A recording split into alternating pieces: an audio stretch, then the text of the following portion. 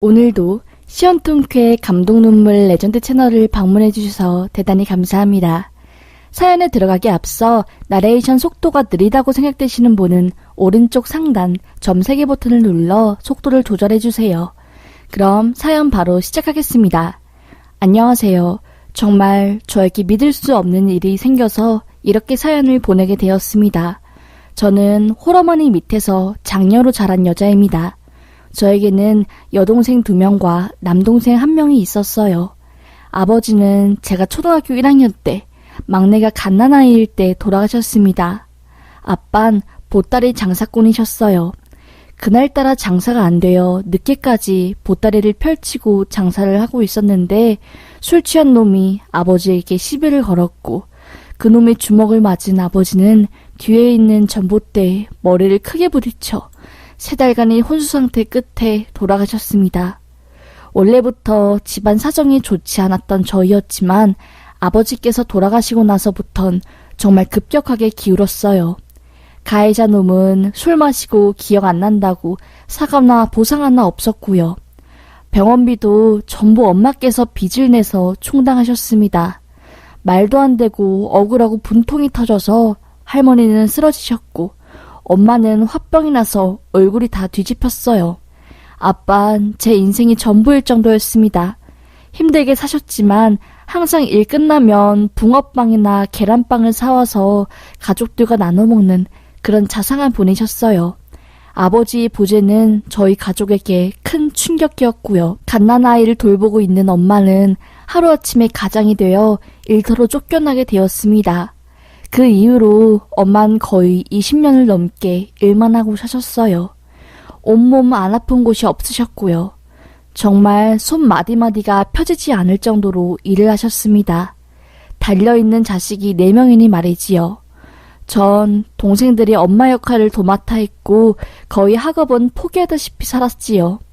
그래도 동생들이 다 크고 성인이 되니까 각자 자기 살 길 찾아가고 직업도 가지고 대학도 가니 엄마도 저도 한시름 놓게 되었습니다.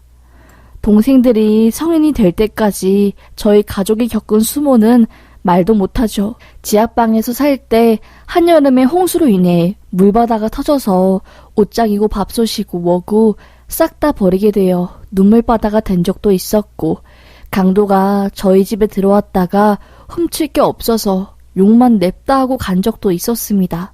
정말 그 정도였어요. 그렇게 버티고 버티니 조금은 빚이 들어오더라고요. 저도 못했던 공부를 시작할까 싶었고 엄마도 일을 좀 적게 해서 여행도 다니시고 마음을 먹었습니다.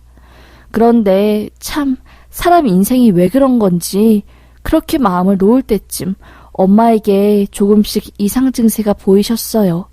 자꾸 절 보면 동생 이름을 부른다거나 5분 전에 했던 일을 기억하지 못한다거나 화장실 갔던 것도 까먹으시고 하루에 5번 넘게 화장실을 왔다 갔다 거렸어요. 그때 느낌이 쎄했지요. 전 엄마 왜 그렇게 까먹어? 건망증이야? 요새 정말 엄마 왜 그래? 병원 한번 가야 할 것 같은데? 안 되겠어 진짜. 라고 하면 엄마는 무슨 건망증이야. 요즘 그냥 피곤해서 까먹는 것 뿐이지. 괜히 병원 가면 큰 병인 거 알면 돈만 더 들고 일만 커져. 엄마는 괜찮아. 하면서 병원 가는 것을 꺼려 하셨어요. 그런데 그게 일을 버린 거였습니다. 갈수록 엄마의 이상 증세는 호전될 기미가 보이지 않았고 걱정이 심해졌어요. 그런데 또 말은 잘 통하고 하니 저도 아들에게 대체였고요. 그래서 거의 1년간은 그냥 병원에 가지 않았어요. 그런데 시간이 흐를수록 엄마가 짜증내는 부분이 많아졌고 신경이 너무 예민해지는 게 느껴졌지요. 인터넷에 치매 초기 증상을 검색하니 온몸에 소름이 돋게 저희 엄마 증상과 똑같은 거예요. 더 이상 놓치면 안 되겠다 싶었고 전 바로 다음날 대학병원 예약을 하고 달려갔습니다.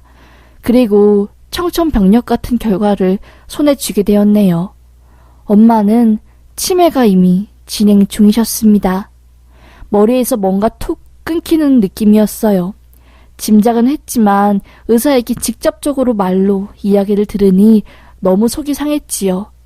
이제 엄마에게 효도 좀 하고 우리 엄마 편하게 좀 해주려고 하는데 어떻게 이런 일이 터지나 싶었죠. 그렇게 엄마는 그날 후로 바로 약을 복용했습니다. 그런데 증상은 나아질 기미가 보이지 않았어요. 심할 때면 TV를 보다가 화를 주체하지 못하고 엄청 소리 지르고 절 힘들게 했어요. 동생들은 전부 출가해서 살았고 제가 오로지 혼자서 엄마를 모셔야 하는 상황이었어요. 저도 일이 있었지만 엄마 치매 증상 때문에 병수발하느라 수입이 뚝 끊긴 상황이었습니다. 결국 동생들이 자기네들 월급에서 40만 원씩 엄마에게 보내주고 나라에서 지원해주는 지원금으로 저와 엄마는 살게 되었지요. 그런데 치매 환자, 여자 혼자 모시는 거 쉬운 일 아니었어요. 어디 혼자서 밖에도 못 나가겠고 불안해서 뭘 할 수가 없었습니다. 항상 매일매일이 엄마와의 씨름이었고요. 그렇게 살게 되니 전 밖에서 사람도 못 만나고 연애와 결혼은 애초에 포기하고 말았지요. 제 인생도 정말 사막과도 같이 몸이 건조하게 변했습니다. 치매 진단받고 나서 꼬박 5년간을 그렇게 살았어요.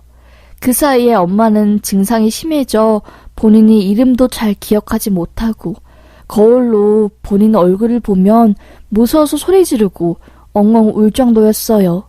저도 물론 지쳐갔고 양로원에 보낼까 수백 번도 생각했지만 그래도 힘 닿는 데까지는 모시자 했고요. 그런데 일이 터졌습니다. 제가 너무 피곤해서 잠깐 잠들고 있었을 때였어요. 선잠에 들었는데 꿈을 꾸었어요. 그런데 꿈에서 아빠가 나와 소리를 막 치면서 빨리 일어나 하고 화를 내는 겁니다. 아빠가 돌아가시고 난 뒤로 그렇게 보고 싶어 했지만 단 한 번도 꿈에 나타난 적이 없었거든요. 그런데 정말 10수년 만에 아빠가 나타나 저에게 빨리 일어나라고 소리를 쳤어요. 그런데 제가 일어나려고 하는데 꿈에서 가위가 눌렸는지 아무리 몸을 움직이려고 해도 움직여지지가 않는 겁니다. 분명히 정신은 깨어있는데 몸은 안 움직이니 막 속으로 소리를 쳤어요. 그러다가 가위가 풀렸고 결국 전 잠에서 깨었고요. 그때 왼쪽 다리에 쥐가 쫙 돋으면서 마비되는 느낌이 들었습니다. 저는 고통에 몸부림치며 다리를 막 주물렀고 조금 진정이 되었어요. 깔고 잤던 요는 제 식은땀으로 축축해져 있었고요. 그렇게 멍하니 앉아있는데 순간 엄마가 생각난 겁니다. 엄마? 하고 불렀어요. 주택 반지하에 투룸에서 살고 있었거든요. 엄마가 방에 있는 줄 알았는데 없는 겁니다. 순간 머리가 새하얘졌어요. 그리고 신발장을 본 순간 심장이 쿵 내려앉았습니다. 대문은 열려 있었고요. 엄마가 제가 잠든 사이에 집을 나간 거였습니다. 예전에도 한번 엄마가 나가려고 한 적이 있어서 제가 안에서 걸쇠로 걸어 잠그는 걸 엄마 손이 닿지 않은 위에다가 설치했는데 그날은 제가 깜빡하고 안 했던 거였어요. 전 맨발로 뛰쳐나가 엄마를 부르며 찾았고 보통 일이 아니다라는 생각에 전 경찰서에 뛰어가 이 사실을 말했습니다. 바로 치매 노인 실종 전담팀 꾸려져서 수색에 나섰어요. 집 인근 CCTV를 샅샅이 뒤졌고요. 모아리 슈퍼 앞을 지나간 모습이 엄마의 마지막 모습이었습니다. 그렇게 전 엄마를 잃어버렸어요. 동생들에게 힘겹게 이 사실을 전했고 동생들은 생계도 내팽겨치고 엄마를 찾아 나섰습니다. 전 거의 반폐인이 될 때까지 전국을 돌아다니며 전단지를 돌리고 수소문하고 배 타고 섬에도 나가봤습니다. 혹시나 엄마가 끌려간 건 아닐까 싶어서요. 그런데 정말 거짓말같이 엄마의 흔적은 전국 어디에서도 찾을 수 없었습니다. 엄마를 그렇게 잃어버리고 난 뒤 저는 죄책감에 하루하루 거의 줄다리기 하듯이 버텼던 것 같아요. 술을 마시지 않으면 잠을 잘 수 없었고 살도 거의 20kg 넘게 빠져서 갈비뼈가 훤히 드러날 정도였고요. 동생들이 이러다 죽는다고 하며 결국 저희 집으로 들어와 저를 챙겨서 제가 살 수 있었고요. 거의 3년간은 그렇게 살았던 것 같아요. 살아도 산 것 같지 않게요. 아, 그날 아빠가 꿈에 나타난 게 엄마 못 나가게 잡으라고. 그래서 꿈에서 나타나 날 깨웠구나 싶은 마음에 아빠 빈소에 가서 엉엉 울기도 하고 이마가 찢어질 듯이 묘의 머리를 박으며 사죄하기도 했어요. 그런데 내가 이렇게 힘들어하고 지쳐있으면 엄마도 못 찾을 것 같고 아빠에게도 미안해서 정신을 차렸죠. 눈물을 삼켜내며 일을 하러 나갔고 밤낮 없이 일하며 조금씩 저도 고통스러운 기억 속에서 벗어나게 되었어요. 그런데 또 하루하루 잠들기 전 엄마 생각 때문에 잠들기가 참 힘들었습니다. 맛있는 음식도 못 먹겠고 엄마가 살았나 죽었나 알 수도 없으니 매일 가슴이 꽉 막힌 느낌 때문에 하루에 몇 번이나 구역질을 했고요. 그때 공장에서 같이 일한 언니의 도움으로 교회에 나갔고 사람들에게 제 상처를 말하면서 조금씩 그 증상이 없어진 것 같았어요. 저는 무교였고 하나님을 믿는 것은 아니었지만 누군가에게 기대고 엉엉 울고 싶었거든요. 그런데 거기서 제 짝을 만나게 되었어요. 저와 딱 2살 차이 나는 남자였는데 유난히 제 이야기에 눈물을 많이 흘리고 공감해주는 사람이었어요. 알고 보니 그 남자는 19살 때 대학 입학을 앞두고 큰 교통사고를 당해 뇌와 척추가 크게 다쳤었대요.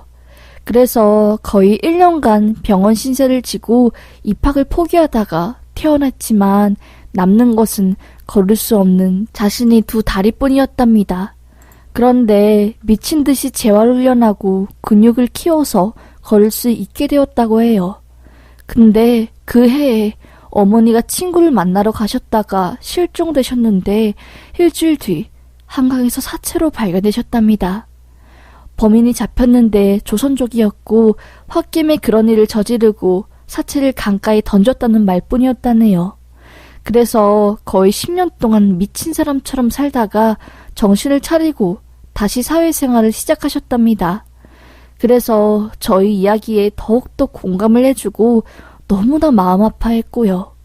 정말 비슷한 사연을 가진 사람을 만나니 존재 자체가 위안이 되고 혼자가 아니라는 기분이 들게 해주더라고요. 그렇게 저희는 남들 다 아이 가지고 초등학교 보낼 나이에 일평생을 함께하기로 약속을 했습니다. 만남을 시작한 거였어요. 그냥 결혼식이라고 할 것도 없이 둘만의 약속을 한 거였죠. 그리고 딱 한 번 시아버지를 만나러 충남에 내려갔고요.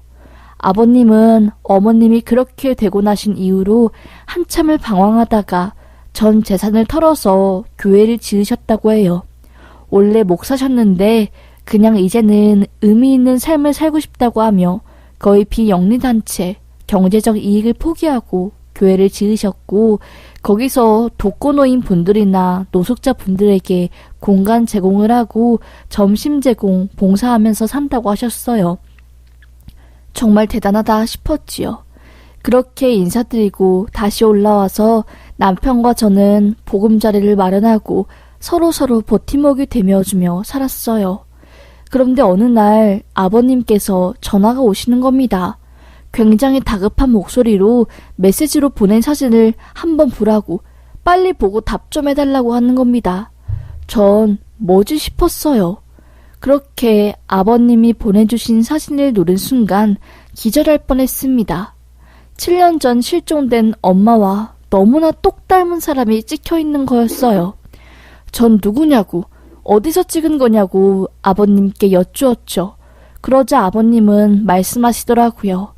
아니, 교회 앞에 한 할머니가 거의 다 죽어가는 몸으로 계단에 쓰러져 있길래 여기 어르신들이 밥 드리는 지하실로 모셔와서 밥 드시게 하고 작은 방에서 몸 좀 추스리게 해드리는데 이름도 모르시고 주소도 모르시고 아무래도 이상해서 경찰에 신고하려고 한다.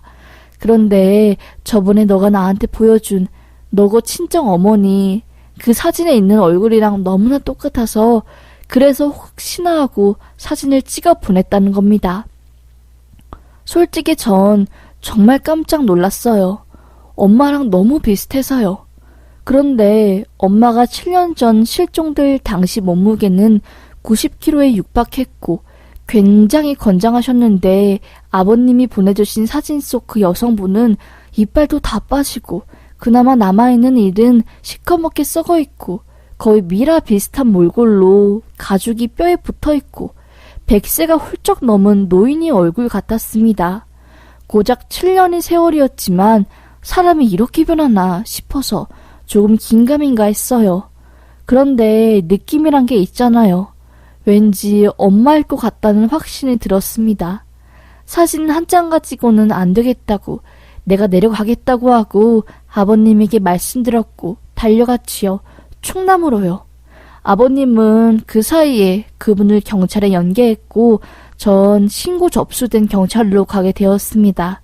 그리고 문을 열고 엄마로 추정되는 그 노인을 찾아 두리번거렸어요. 그러자 저 서 안쪽에서 두꺼운 옷을 걸쳐 입은 한 노인이 걸어오는데 전 그 모습을 보자마자 엉엉 울었습니다. 누가 뭐라 해도 우리 엄마였어요. 엄마 맞았습니다. 7년간 노숙 생활을 한 엄마는 90kg에 육박한 몸무게가 40kg가 채 안 될 정도로 삐쩍 말라 있었고 온 몸이 흙구덩이에 빠진 것처럼 상한 상태였어요. 전 엉엉 울며 엄마, 엄마 이름을 불렀습니다. 그러자 치매였던 엄마도 조금씩 제 생각이 났는지 갑자기 양손으로 제 뺨을 붙잡으며 이마를 맞대고 엉엉 울더라고요. 서에 계셨던 분들도 당황했고요. 엄마는 이미 안쪽에서 구강에 DNA를 채취해 국립과학수사대에 보냈다고 하더라고요. 이미 제 DNA는 엄마 실종 과정에서 등록을 해놨고 일치만 하면 되는 거였습니다. 그렇게 한없는 기다림 끝에 결국 그분이 제 엄마가 맞다는 통지서를 받고 엉엉 울었네요. 시아버지도 뭐 이런 일이 다 있냐며 정말 저 못지않게 통곡을 하며 부둥켜 안았고요. 전 아버님에게 무릎을 꿇으며 감사하다고, 너무 감사하다고, 아버님이 평소에 독거노인이나 소외된 어르신들을 챙기는 일을 하신 덕분에 그 덕이 저에게까지 미친 것 같다고, 아버님이 엄마를 그냥 이상하게 보고 내팽개쳤으면 전 아마 또다시 끝없는 실종자 찾기에 들어가야 했을 거라고 하며 감사 인사를 전했네요. 정말 기적과도 같았습니다. 정말로 그 순간 전 7년간 제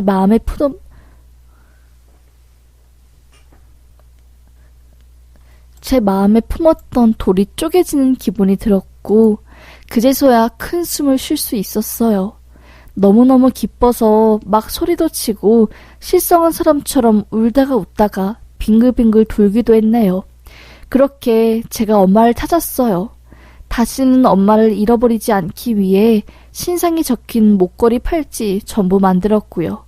그리고 좀 더 나은 삶을 위해 9시부터 6시까지 치매노인 케어센터에 엄마를 보냈습니다.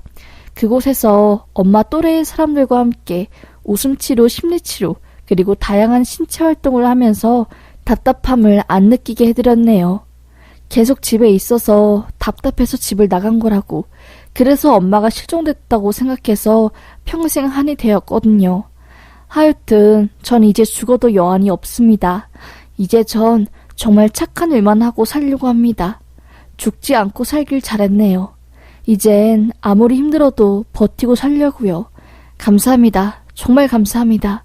제 이야기 들어주셔서 정말 감사합니다. 앞으로 엄마와 남편 그리고 시아버지에게 평생 감사하며 살겠습니다. 여러분들도 저랑 같이 힘내서 살아요. 감사합니다.